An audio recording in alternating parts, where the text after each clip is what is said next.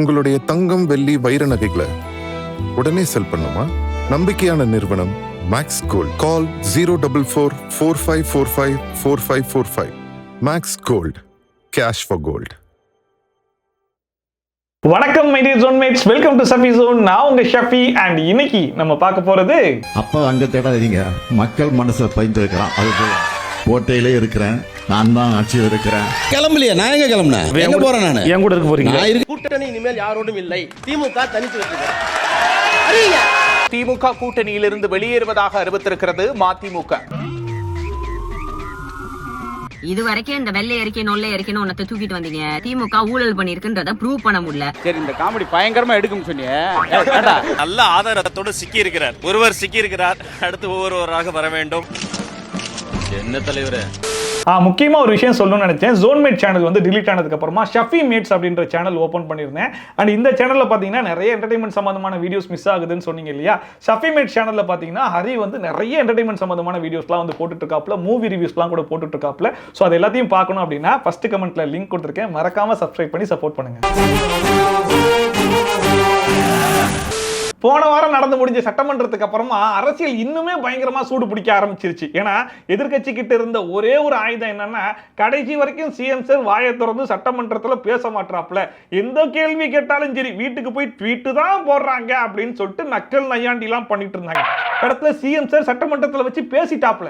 சரி, எதிர்கட்சி எங்க இருப்பாங்கன்னு சொல்லி பார்த்தா ஒரே ஓட்டமா ஓடுனது மட்டும் இல்லாம சிஎம் சார் ட்வீட் போடுறாங்கன்னு சொன்னாங்கல்ல, கடத்துல இவங்களும் போய் ட்வீட் போடுறாங்க, பிரஸ் மீட்ல பேசுறாங்க. இதெல்லாம் கூட பரவாயில்ல, கல்யாண வீட்டுல ஒரு மேடை கொடுத்து அங்க பேச சொன்னா அங்கேயும் போய் ஒப்பாரிலாம் வைக்க ஆரம்பிச்சிட்டாங்க. சோ அப்படி போன வாரம் நடந்து முடிஞ்ச சட்டமன்றத்துடைய ஆஃப்டர் எஃபெக்ட்ஸா என்னென்ன சம்பவங்கள்லாம் நடந்திருக்கு அப்படிங்கறத ஒரு கோர்வையா பாத்துருவோமா? அதை விட வரேன்னா எனக்கு அதுக்காக தான் காத்து நிக்கிறேன். அண்ணாவும் ராஜாஜியும் இருந்த சட்டமன்றத்தில் நாதாரி தலைவர்கள் எல்லாம் இன்றைக்கு முதலமைச்சராக இந்த தலைவனை ஒரு தேர்தலை வச்சு எடை போடுவீங்களா? இந்த தலைவனை ஒரு தேர்தல் வச்சு எடை போடுவீங்களா? சொன்னேன்ல, திமுகவை பொறுத்த வரைக்கும் நாகரிக அரசியல் தலைவர்கள் இருந்து தொண்டர்கள் இருந்து இந்த ஜென்சி டிஎம்கேன்னு சொல்லி சுத்திட்டு இருக்காங்க பாத்தீங்களா, அவங்க வரைக்குமே ஸ்டேஜ் போட்டு பேசும்போது ரொம்ப நாகரிகமா தான் பேசுவாங்க. கையில ஒரு கயிறு போடா, மயிர் வாயில் நல்லா வருது. அதன் பிறகு இப்ப கேடு கட்டவர் சிஎம் இல்ல நாதாரி தலைவர்கள் எல்லாம் இன்றைக்கு முதலமைச்சராக நிஜமாவே தெரியலைங்க, என்ன சொல்றதுன்னு தெரியலைங்க. வாய் வேலை செய்யற மாதிரி காதும் வேலை செய்யணும்ல. தமிழ்நாட்டுடைய சிஎம் பார்த்து நாதாரி தலைவங்கிறது, கேடு கட்டவங்கிறது, இந்த மாதிரி வாயில வர வார்த்தைகள் எல்லாம் யூஸ் பண்ணி பேசிட்டு கேட்டா நாங்க தான் நாகரிகமான அரசியல் பண்றோம் அப்படிங்கிற மாதிரி வேற சொல்லிக்க வேண்டியது.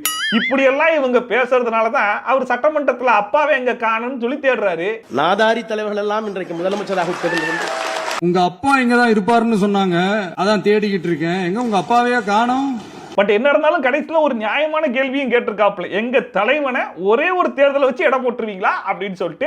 கண்டிப்பா ஒரு தேர்தலை வச்சு நம்ம எடை போடக்கூடாது, அடுத்துதான் நிறைய தேர்தல்கள்லாம் வரப்போகுது இல்லையா, அதையும் சேர்த்து வச்சு பார்த்துட்டு அப்புறமா எடை போட்டுக்கலாம். இந்த தலைவனை ஒரு தேர்தலை வச்சு எடை போடுவீங்களா?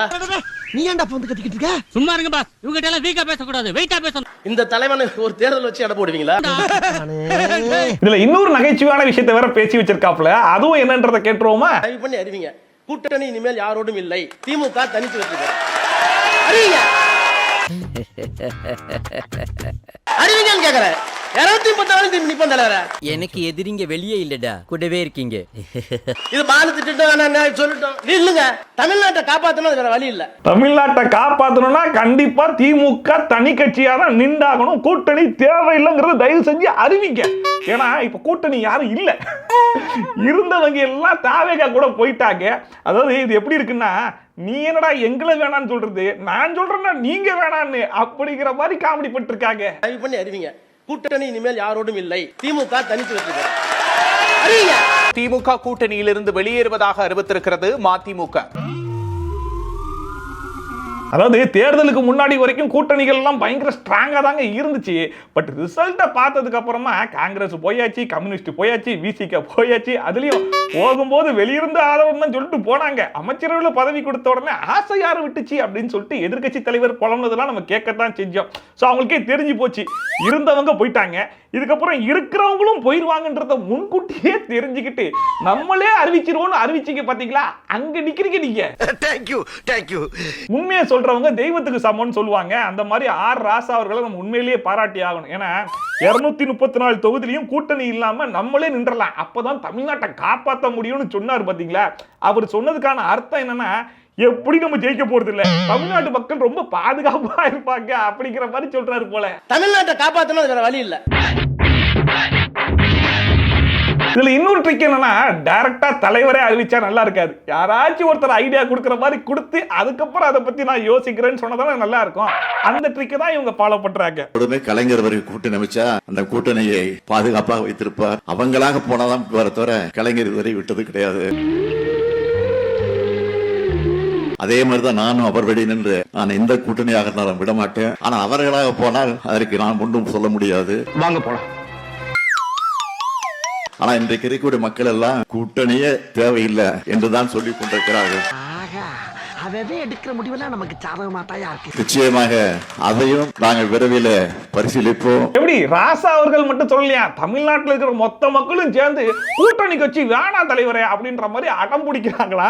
சோ மக்கள் பேச்செல்லாம் கேட்டுதான் இதை அறிவிக்க போறாராம். இன்றைக்கு இருக்கக்கூடிய மக்கள் எல்லாம் கூட்டணியே தேவையில்லை என்றுதான் சொல்லிக் கொண்டிருக்கிறார்கள். அப்படிங்களா, ரொம்ப சந்தோஷம். ஆனா நல்லா நோட் பண்ணி பாத்தீங்கன்னா ஒரே ஃபார்மேட் தான். எதிர்க்கட்சி மேல ஏதாச்சும் குறை சொல்லணும்னாலும் அந்த குறையெல்லாம் சொல்லிட்டு மக்கள் தான் நினைக்கிறாங்கன்னு சொல்ல வேண்டியது. இவங்க கூட்டம் போட்டு அவங்க கட்சியில் எடுக்க வேண்டிய முடிவெல்லாம் எடுத்து முடிச்சுட்டு இதை நாங்களா எடுக்கல, மக்கள் நினைக்கிறாங்க, அதனாலதான் இந்த முடிவு அப்படின்னு சொல்லிட்டு எல்லாத்துக்கும் இந்த பாவப்பட்ட மக்கள் தான் கிடைச்சாங்களா. இது நேத்து இன்னைக்கு இல்ல, காலங்காலமா தொண்டு தொட்டு நடக்கக்கூடிய ஒரு சம்பவம். அண்ட் முன்னாள் முதலமைச்சர் மு.க. ஸ்டாலின் அவர்கள் கிட்ட ரிப்போர்ட்டர் ஒரு முக்கியமான கேள்வியை கேட்டிருக்காங்க. அந்த கேள்விக்கு அவர் என்ன முக்கியமான பதில சொல்லியிருக்காருன்றதையும் கேளுங்க. கிழக்குல நீங்க போட்டிடுறதா முதலமைச்சர் நேரு பேசியிருக்காப்ல, நீங்க மீண்டும் வருவீங்கன்னு சொல்லியிருக்காரு.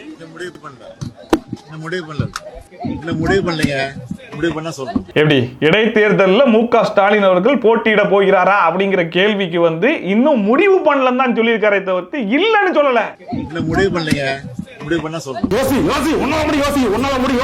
இவர் சொன்னதை வச்சு பார்க்கும்போது ஆர் ராசா அவர்கள் கேட்ட கேள்விக்கு கூடிய விரைவில் பதில் கிடைச்சிரும் போல இருக்கு. எங்கள் தலைவனை ஒரே ஒரு தேர்தலை வச்சு எடை போட்டுருவீர்களா அப்படின்னு சொல்லி கேட்டிருக்காருல. 2வது தேர்தல் வருது, ஒருவேளை நின்ட்டாருன்னா எடை போட்டலாமா வேணாமான்னு அப்ப எடை போட்டலாம். அடுத்த வரப்போறது ரொம்ப எமோஷனலான ஒரு இன்சிடென்ட். அது என்ன தெரியுமா? எங்கே காணோம், உங்க அப்பாவை காணோம், இதை சொல்லி இருக்கிறார். அப்பா அங்க தேடாதீங்க, மக்கள் மனசை பயந்துருக்கிறான். அது போல கோட்டையிலே இருக்கிறேன், நான் தான் ஆட்சியில் இருக்கிறேன். கிளம்பலையா? நான் எங்க கிளம்புனேன்? எங்க போறேன்? நானு என் கூட இருக்க போறீங்க. மகளிர் உரிமை திட்டம் இருக்க வரைக்கும் இந்த ஸ்டாலின் தான் முதலமைச்சர். அம்மா உணவகம் இருக்கிற வரைக்கும் ஜெயலலிதா அம்மா தான் முதலமைச்சர். இப்படி ஆளாளுக்கு ஒரு திட்டம் கொண்டு வந்திருக்காங்க. அந்த திட்டம் இருக்கிற வரைக்கும் அவங்க தான் முதலமைச்சர் போல. அதுலயும் குறிப்பா அப்பாவை போய் வேற எங்கேயும் தேடாதீங்க, மக்கள் மனசுல தேடுங்கன்னு சொன்னது கேட்கும் போது எனக்கு அப்படியே குமரிச்சுக்க. அப்பா அங்க தேடாதீங்க, மக்கள் மனசை பயந்துருக்கிறான். அது போல துக்க தொண்டை அடிச்சு பஸ்ட் அவுட் ஆகி வெளியே வருது. ஆனா அவர் சொன்னதுல ஒரு விஷயத்துல நான் ஒத்து போறேங்க. அது என்னன்னு சொல்லி கேட்டீங்கன்னா, அப்பாவை வேற எங்கேயும் போய் தேடாதீங்க, மக்கள் மனசுக்குள்ள போய் தேடுங்க அப்படிங்கிற மாதிரி சொன்னார்ல. அது உண்மைதான். மக்கள் மனசுக்குள்ள இவர் அப்பாவை தான் பார்த்துருக்காங்க. வழக்கமாவே பசங்கள்லாம் கொஞ்சம் வளர்ந்ததுக்கு அப்புறம் என்ன நினைப்பாங்கன்னா, அப்பா வேலைக்கு அனுப்பக்கூடாது, வீட்லயே உட்கார வச்சு ரெஸ்ட் எடுக்க வைக்கணும் அப்படின்னு தானே நினைப்பாங்க. அதை தான் பண்ணியிருக்காங்க போல. போதும்பா, நீங்க உழைச்சது போதும். பேசுன்னு சொன்னது இதை பாதிக்கப்பட்ட பெண்ணுக்காக பேசுன்னு சொன்னோம். முதலமைச்சருக்கு மிக மனதுக்கு நெருக்கமான இயக்குனர் அட்லி, அவர் எடுக்கிற படம் பூரா பாத்தீங்கன்னா பல சிறந்த திரைப்படங்கள்ல இருக்கிற காட்சிகளை எடுத்து போட்டு ஹிட் கொடுப்பார். பேசுன்னு சொன்னதை பாதிக்கப்பட்ட சிறுமிகளுக்காக பேச சொன்னோம், அதை பேசல சார். சார் முக்கிய சப்ஜெக்டே அதுதான் சார். தமிழ்நாட்டினுடைய இன்றைக்கு தலைப்புச் செய்தி பற்றி எறிகின்ற செய்தி அதுதான். அதுக்கு பேசினாரா அவரு? நல்ல கேள்வி. அதாவது அதுக்கு வந்து சிஎம் சார் வாயை திறந்து பேசினாரான்னு சொல்லி இப்ப பிரஸ் மீட்ல உட்காந்து பேசுறதுக்கு சட்டமன்றத்திலேயே உட்கார்ந்து அவர் பேசி முடிச்சதுக்கு அப்புறமா இதெல்லாம் நாங்க கேட்கல, பாலியல் வன்கொடுமை நடக்குது, போதைப் பொருள் பிரச்சனை இருக்குது, சட்ட ஒழுங்கு பிரச்சனை இருக்குது, மின்சார பிரச்சனை இருக்குது, இதுக்கெல்லாம் என்ன பதில் சொல்றீங்க சிஎம் சார் அப்படின்னு நீங்க எல்லாரும் சட்டமன்றத்திலேயே உட்கார்ந்து கேள்வி கேட்டிருந்தா பரவாயில்ல. பார்ட்டி ஃபண்டுன்னு சொன்ன உடனே 50 பேர் தெரிச்சு வெளியே ஓடி போயிட்டு இப்ப வெளியே வந்து இந்த கேள்வியெல்லாம் கேட்டு என்ன பிரயோஜனம்? எந்த பயனும் இல்ல. மக்களால வெளியே இருந்து தான் கேள்வி கேட்க முடியும். சட்டமன்ற உறுப்பினர் தான் மக்கள் பிரதிநிதியா இருந்து சட்டமன்றத்துக்கு உள்ளே இருந்து சிஎம் சாரை எதிர்த்து கேள்வி கேட்க முடியும். அப்படிங்கிறதுனால தான் மக்கள் உங்களுக்கு எல்லாம் ஓட்டு போட்டு உங்களை எம்எல்ஏ ஆக்குறாங்க. நீங்க போய் கேள்வி கேட்பீங்கன்னு சொல்லி பார்த்தா பார்ட்டி ஃபண்ட்னு சொன்னாலே ஓடி வந்துடுறீங்களே. பார்ட்டி ஃபண்ட், கட்சி நிதி எடுத்தேம்பாரு ஓட்டம். மார்க்கெட்டில் கூட நான் பார்க்கலையே. அப்படி ஒரு ஓட்டம் சார் முக்கிய சப்ஜெக்டே அதுதான் சார். அதுலயும் சப்ஜெக்ட பத்தி யாரு பேசுறா பாத்தீங்களா? இவங்க மெயினா பேசுற சப்ஜெக்ட் என்ன தெரியுமா? சிஎம் சார் இன்னைக்கு கோட்டு போட்டு வந்தார், சிஎம் சார் இன்னைக்கு வேஷ்டி கட்டு வந்தார், அவர் வாயால அவரே சாப்பிடுகிறாருன்னு ஒரு ஸ்கிரிப்டை எழுதி 50 பேருக்கு ஸ்ப்ரெட் பண்ணி எல்லாரையும் பேச விடுறது. இந்த ஸ்கிரிப்டை விட்டா இன்னொரு ஸ்கிரிப்ட் என்ன தெரியுமா? தமிழ் தாய் வாழ்த்து ஒரு முறை தான் பாடப்பட்டது, ஆனா தேசிய கீதம் 2 முறை பாடப்பட்டது. இதை பத்தி யாரும் கேள்வி கேட்க மாட்டீங்களான்னு சொல்லிட்டு இதெல்லாம் ஒரு பிரச்சனைன்னு பேசிக்கிட்டு சப்ஜெக்ட பத்தி யாரு பேசுறா பாருங்க. நீங்க எல்லாம் சரியா இருக்கீங்க, இன்னைக்கு நான் சரியில்லை. அதுலயும் டிஎம்கே சட்டமன்றத்துல ஓடுறதெல்லாம் இதுதான் ஃபர்ஸ்ட் டைம்னு நான் நினைச்சுக்கிட்டு இருந்தேன். ஆனா என்கிட்ட ஒரு கிளிப்பிங் மாட்டுச்சு, அது என்னன்னு பாருங்க. இப்ப வரைக்கும் கடன்ல வாங்குற வெக்கமா இல்லையான்னு கேட்டாங்க. இப்போ கட்டுறோம் சொன்ன பிறகு எப்போ ஏன் ஓடுறீங்க? என்ன இவங்க கதை சொல்ல ஆரம்பிச்சாவே போயிடுறாங்க. எப்ப போறானுங்க? தமிழ்நாட்டை பத்தி இன்னும் நிறைய விஷயம் நான் சொல்லணும், ஓடிடாதீங்க. ஒருவேளை போனா கூட போய் டிவில பாருங்க. பாத்தீங்களா? சோ இதெல்லாம் வச்சு பார்க்கும்போது சட்டமன்ற உறுப்பினர்களுக்குன்னு தனியா ஒரு ரன்னிங் ரேஸ் வச்சாங்கன்னு வைங்களேன். அதெல்லாம் நான் அடிச்சு சொல்றேன், டிவிக்கே ஏடிஎம்கேக்குலாம் வாய்ப்பே கிடையாது. கன்ஃபார்ம் டிஎம்கே தான். அதுலயும் சிஎம் சார் பார்ட்டி ஃபண்ட் அப்படிங்கிற மாதிரி சொன்ன உடனே எதிர்க்கட்சி தலைவர் வந்து ஆதாரம் இல்லாம சும்மா அவதூறுலாம் பேசக்கூடாது அப்படின்னு சொன்னாரு. சொல்லி முடிச்ச அடுத்த நாள்ல இருந்து வரிசையா நியூஸ். வாங்க என்னென்ன நியூஸ்லாம் வந்திருக்குன்னு காட்டுறேன். நம்ம அப்ரூவலுக்காக பார்ட்டி ஃபண்டுன்னு ஒன்று வாங்குவாங்க, அதையும் நம்ம கட்டுமான திட்டங்கள் சார்ந்த எம் ஃபண்ட், இந்த ரெண்டுத்தையும் வந்து முற்றிலுமாக ஒழிச்சிருக்கிறாங்க. இது மிகவும் வரவேற்கக்கூடிய ஒரு விஷயம். எங்களுக்கு இது மிகுந்த ஒரு மகிழ்ச்சி அளிக்கிறது. சோ அதற்காக அவருக்கு மீண்டும் ஒரு முறை நன்றி தெரிவித்துக் கொண்டு, பாத்தீங்களா, பார்ட்டி ஃபண்டுக்கு எங்க கிட்ட ப்ரூஃப் இருக்கு, அதை நாங்க காட்டுறோம்னு சொல்லி காட்டிட்டா என்ன பண்றது அப்படின்னு நினைச்சு ஓடினாங்களான்னு தெரியல. இது மட்டும் கிடையாது, ஜோகோ அப்படிங்கிறது எவ்வளவு பெரிய கம்பெனிங்கிறது எல்லாருக்கும் தெரியும். ஜோகோ கம்பெனியுடைய ஓனர் வேம்பு சார் என்ன சொல்லியிருக்காருன்றதையும் கேளுங்க. இலவச கல்வியை வழங்கும் தனது கலைவாணி பள்ளிக்கு அனுமதி வழங்க கடந்த ஆட்சியில் பணம் கேட்கப்பட்டதாக எக்ஸ் தளத்தில் குறிப்பிட்ட ஜோகோ நிறுவனர் ஸ்ரீதர் வேம்பு தாவேக ஆட்சிக்கு வந்த பிறகு தமிழகத்தில் நேர்மறையான மாற்றம் உருவாகி இருப்பதாக தாவேக ஆட்சியையும் முதலமைச்சர் விஜயையும் பாராட்டி இருந்தார். அவ்வளவுதான், சமூக வலைதளங்களில் திமுக நெட்டிசன்கள் ஸ்ரீதர் வேம்புவை கடுமையாக விமர்சிக்க தொடங்கினர். இதையடுத்து திமுக ஆட்சியில் பள்ளிகளுக்கு அனுமதி வழங்காமல் தனக்கு நடந்தது என்ன என்பதை விரிவான பதிவாக வெளியிட்டு திமுகவினருக்கு அதிர்ச்சி வைத்தியம் கொடுத்துள்ளார் ஸ்ரீதர் வேம்பு. பாத்தீங்களா, அதாவது ஆதாரத்தோட ஒரு விஷயத்தை ப்ரூவ் பண்ணிட்டா அதையும் போட்டு அடிக்கிறது தான் டிஎம்கே. சோ இப்போ வரைக்கும் வரிசையா ஒருத்தரா வாயை திறந்து பேச ஆரம்பிச்சிட்டாங்க. சோ இந்த ஆதாரத்தெல்லாம் அடுத்த சட்டமன்றம் கூடும்போது கொண்டு வந்து காமிச்சு இதுக்கு பதில் சொல்லுங்க பாப்போம் அப்படின்னு சொல்லி கேள்வி கேட்கும் போது தைரியமா எதிர்க்கட்சி தலைவர் பதில் சொல்ல போறாரா இல்ல வழக்கம் போல ஆயுதத்தை கையில் எடுக்க போறாரா அப்படிங்கிறத பொறுத்திருந்து பாப்போம். அண்ட் போன ஆட்சியில தான் கவர்மெண்ட் எதிர்த்து எவனாச்சும் ஒருத்தன் பேசிட்டாலே உடனே அவனை அரெஸ்ட் பண்ணி உள்ள போடுறா அப்படிங்கிற மாதிரிலாம் பண்ணிட்டு இருந்தாங்கன்னு பார்த்தா தாவேகா அதை விட பயங்கரமா அராஜகம் பண்றாங்க. சிஎம் சாரை எதிர்த்து என் கட்சிக்காரன் ரொம்ப நாகரிகமா தான் பேசியிருந்தான், அதுக்கே அரெஸ்ட் பண்ண போயிட்டாங்க அப்படிங்கிற மாதிரி நியாயமான கேள்வி எல்லாம் கேட்டிருந்தாங்க. அந்த மனுஷன் ரொம்ப நாகரிகமா ஆத்துன அந்த ஆத்த கொஞ்சம் கேட்போமா? யாரு? சஞ்சயா, ஜெய்சன் சஞ்சயா. ஓ, சிஎம் ஓட பையனா? ஓ, பொம்மை முதலமைச்சரோட பையன் ஜெய்சன் சஞ்சய். சொல்லுங்க ஜெய்சன் சஞ்சய், எப்படி இருக்கீங்க? ஓ, ஓகே ஓகே ஓகே. அப்பனை காணுமா? அது நான் என்னங்க பண்ணிட்டா, அவர் இங்கதான் பனையூர்ல இல்லைன்னா பட்டினமாக்கத்துல இருப்பாரு. பட்டினமாக்கம் போனா பார்க்க விட மாட்டேங்கிறாங்க. அட என்னங்க பண்றது, 4 மணிக்கு மேல நடிகர் நடிகைகளோட ஜாலியா உல்லாசமா இருக்காரு. உங்க அப்பா பெத்த மகனுக்கு இடம் இல்லையா? பனையூர்ல போய் பாருங்க. ஓ, பனையூர்லயும் வந்துட்டு பாத்தீங்கன்னா வேற நடிகையோட இருக்காங்களா? என்னங்க பண்றது? எனக்கு புரியல. அம்மாக்கு நீதி வேணுமா? கணவனை தேடும் மனைவி.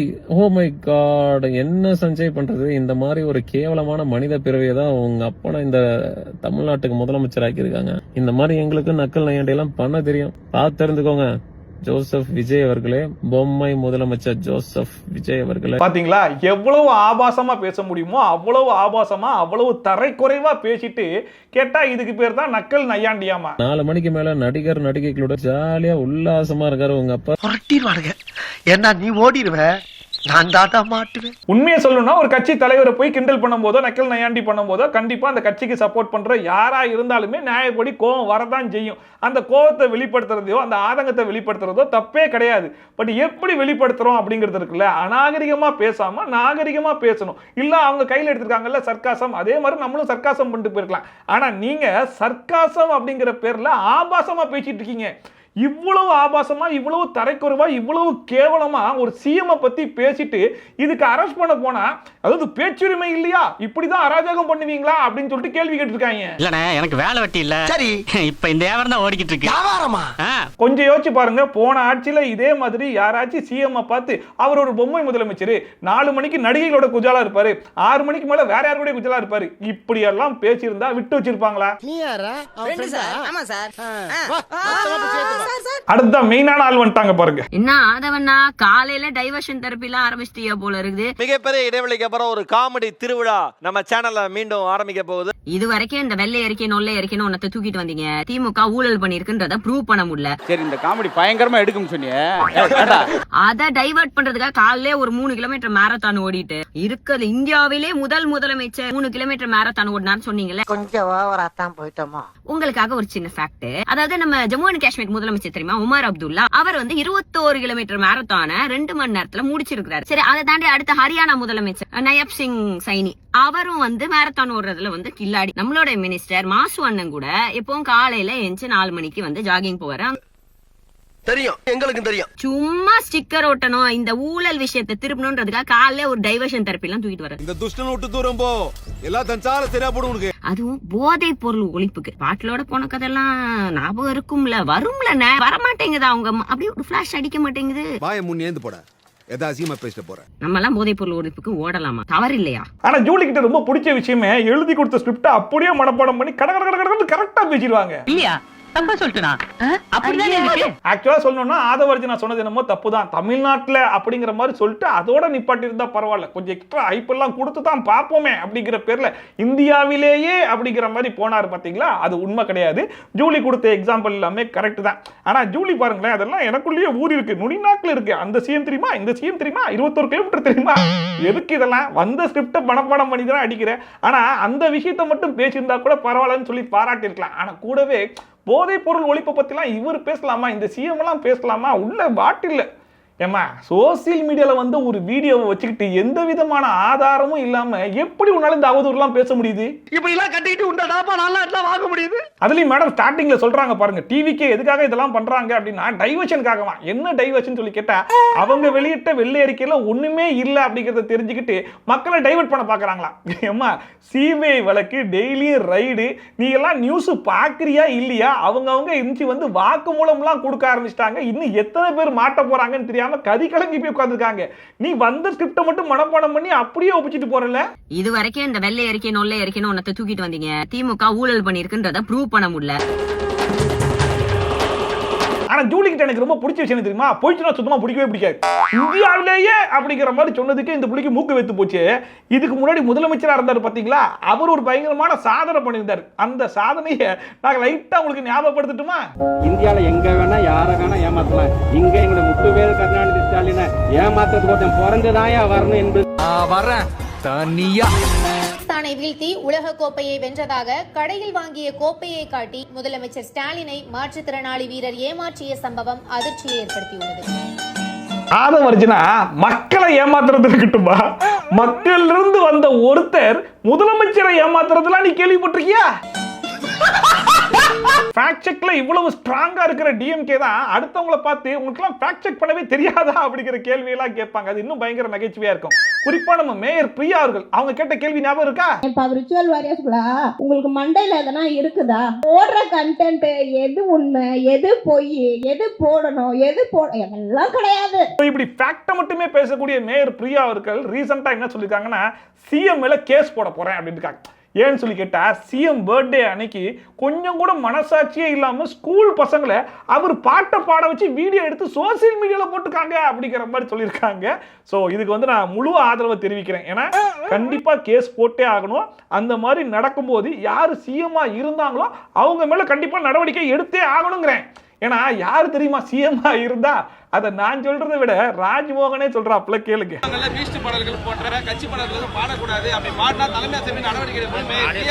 உடனடியாக விசாரித்த ஒரு காணொலி பரவிச்சு 2022 அது எடுக்கப்பட்ட வீடியோன்னு கண்டுபிடிச்சாங்க. அந்த அம்மா நடவடிக்கை எடுக்கிறதா இருந்தாங்க. அன்றைய முதல்வராக இருந்தா அவங்க மீது நடவடிக்கை எடுக்க சொல்லுங்க. நன்றி. சோ இப்போ மேயர் பிரியா அவர்கள் நடவடிக்கை எடுப்பாங்களா மாட்டாங்களா அப்படிங்கிறது தெரியல. ஏன்னா 2022 யாரு சிஎம்மா இருந்தா அப்படிங்கறத எப்படியாவது கண்டுபிடிச்சு கண்டிப்பா நடவடிக்கை எடுத்தே தீர்வாங்கன்னு நான் நம்புறேன்.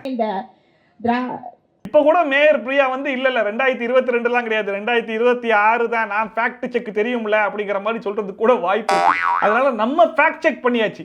இந்த வீடியோவை சோசியல் மீடியால போஸ்ட் பண்ணவரே வந்து வீடியோ போட்டிருக்காப்ல, அதையும் காமிக்கிறவாங்க. பள்ளி வகுப்புல வந்து ஒரு ஜாலியோ ஜிம்கான பாடல் பாடின குழந்தைங்க பாடின அந்த வீடியோ வைரலாக போயிட்டு இருக்கு. ஸோ அந்த வீடியோ வந்து சமீபத்தில் எடுக்கப்பட்டது கிடையாது. அது ஒரு 4 வருடங்களுக்கு முன்னாடி 2022 ஜூன் 21 வந்து எடுக்கப்பட்ட வீடியோ. ஸோ மாணவர்களுக்கு வந்து என்னுடைய நண்பர் சங்கர் கணேஷ் அப்படின்றவர் வந்து பாட்டு சொல்லி கொடுக்குற ஒரு டீச்சராக ஒர்க் பண்ணிட்டு இருக்காரு. ஸோ அந்த இசை வகுப்பில் வந்து எல்லாருமே மியூசிக் படிச்சுட்டு இருக்கும்போது அதில் ஒரு சினிமா பாடல் பாடலான்னு சொல்லி ஒரு மோட்டிவேஷனல் சாங்காக இந்த பாடலை பாடியிருக்காரு. தவறான முன்னுதாரணம் தான் நான் ஒத்துக்கிறேன். ஸோ அந்த வீடியோவை நான் தான் பதிவேற்றினேன், அதுக்காக நான் வருத்தப்படுறேன். எப்படி நம்ம மேயர் பிரியாவுடைய ஃபேக்ட் செக் வீடியோவை எடுத்து சோசியல் மீடியால போஸ்ட் பண்ணவரே வாக்குமூலம் கொடுத்துட்டாப்ல, இது 2022 எடுத்தது, இன்னுமே என்னோட ப்ரொஃபைல்ல இருக்குது, வேணா போய் செக் பண்ணிக்கோங்க அப்படிங்கிற மாதிரி சொல்லியிருக்காப்ல. ஸோ இப்படி ஃபேக்ட் செக் பண்ணிட்டு எப்படிதான் அடுத்தவங்களை பார்த்து கேள்வி கேட்க முடியுதுன்னே சத்தியமா தெரியலங்க. அண்ட் இப்போ தமிழ்நாட்டில் இருக்கக்கூடிய முக்கியமான பிரச்சனை என்னன்னு சொல்லி கேட்டிங்கன்னா இந்த கரண்ட் பிரச்சனை. வருது போகுதுன்னு சொல்லிட்டு எல்லாருக்குமே ஒரு பிரச்சனையாக தான் இருக்குது. இது ஏன் இப்படி நடக்குது அப்படிங்கிற கேள்வியை பொதுமக்கள் கேட்டுக்கிட்டே இருந்தாங்க இல்லையா? அதுக்குமே சட்டமன்றத்தில் வச்சு நான் வந்து வெள்ளை அறிக்கை வெளியிடுறேன் அப்படிங்கிற மாதிரி சொல்லியிருந்தாப்புல, அதையுமே வெளியிட்டார் சிடிஆர் நிர்மல்குமார். ஸோ அது என்ன அப்படிங்கிறதையும் பார்த்துடலாம். அவர் என்கிட்ட சொன்னார், செந்தில் பாலாஜி அசம்பிளியில் சொன்னார், நாங்கள் நிறைய அனௌன்ஸ் பண்ணணும், அதோட டீடைல்ஸ் நாங்கள் கொடுக்குறோம் தனியாக. நிறைய அனௌன்ஸ்மெண்ட் மட்டும் தான் பண்ணாரு, வேற எதுவும் பண்ணல. என்ன தரையில பேசலாம், தரையில வருது. இவ்வளவு ரெவன்யூ ஜெனரேட் ஆயிருக்கு, இவ்வளவு எக்ஸ்பெண்டிச்சர் வந்திருக்கு, அதே நேரத்தில் நீங்க இவ்வளவு கடனும் வாங்கியிருக்கீங்க. நடுவுல சுத்தி அடிச்சா எத்தனை அடிங்க வாங்குறது? அதனால இவங்க மொத்தமா அந்த ஆண்டுகள்ல கடந்த 5 ஆண்டுகள்ல நாங்க டீடைல்டா எல்லாமே எந்தெந்த சப்ஸ்டேஷன் வரைக்கும் எங்களால கொடுக்க முடியும், அந்த டேட்டா இருக்கு. எனக்கு தெரிஞ்சு இதுக்கு முன்னாடி மின்சாரத்துறையில வெள்ளை அறிக்கை அப்படிங்கிற பேர்ல இவ்வளவு டிரான்ஸ்பரண்டா மக்கள் கிட்ட வந்து இவ்வளவு இன்ஃபர்மேஷன் கொண்டு போய் சேர்த்திருக்காங்களா அப்படிங்கிறது தெரியவே இல்லை.